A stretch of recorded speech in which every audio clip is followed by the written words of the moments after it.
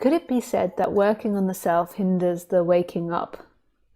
Since the working on oneself often has the purpose of integrating the undesirable parts into the perceived sense of self, reinforcing it, and a denial of opening ability of suffering. I think that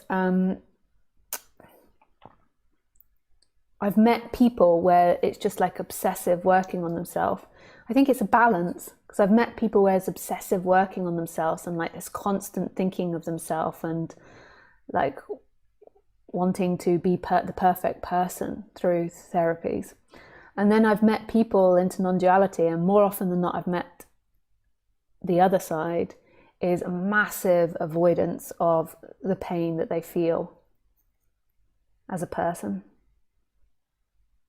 And non-duality does liberate that to an extent, it does make it less, but I often meet a lot of people that are very ashamed and won't even go into these things. And they use lots of different techniques to avoid those feelings, but they're not even conscious of it. So, and I think that that's a seeking pattern. The avoidance of it is a seeking pattern, but it can also be a seeking pattern, the attempts to be the perfect person as well. Like the belief that it's you that wakes up, so like always trying to be the perfect person to wake up. So I don't think it's one or the other.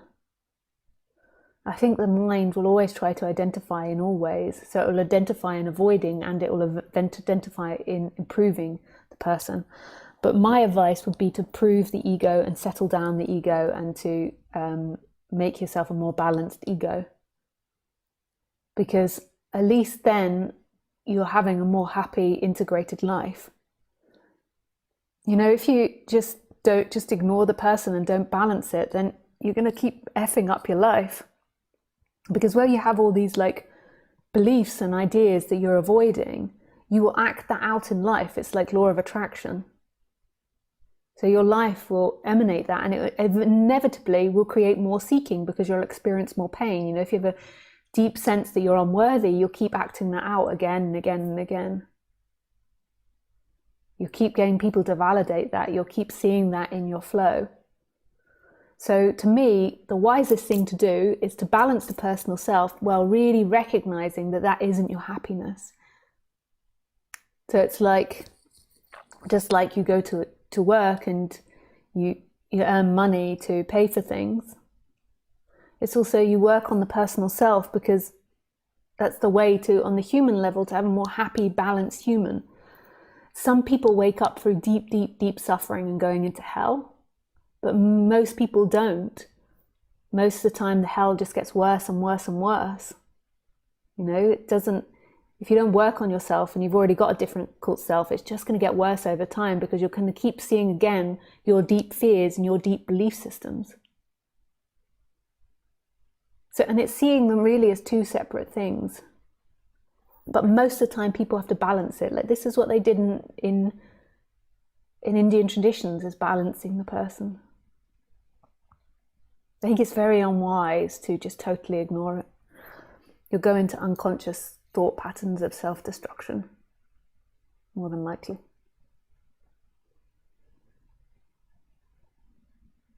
But if you do just ignore it, that's exactly what's meant to happen. Because who are you? So from the absolute perspective, who are you? And who becomes free? Who becomes free? Who?